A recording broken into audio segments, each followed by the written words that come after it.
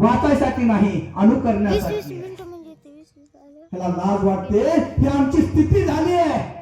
हे जोपर्यंत मी बदलत नाही, जोपर्यंत मला मनुष्य म्हणून घ्यायचंय ना, मधून स्वच्छ व्हा, बाहेरून नाही.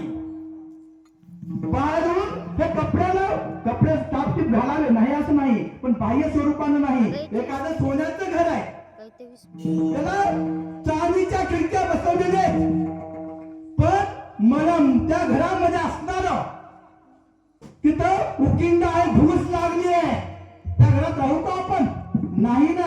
मग सोन्याचे दरवाजे आहेत, मध्ये असणार उकिंड आहे, तिथं राहत नाही. तसं शरीर कितीही जर बाह्य स्वरूपानं स्वच्छ असलं, मध्ये जर विचार चांगले नसले, आचरण चांगलं नसलं, संस्कार चांगले नसले तर उपयोग नाही. एक अभंगाला आठवत ते सोन्याच्या भांड्यामध्ये सुरारस जर भरला, तो महाराजच बाबत सोन्याच्या कळसामध्ये सुरारस जर भरला तर ते काय उपयोग आहे?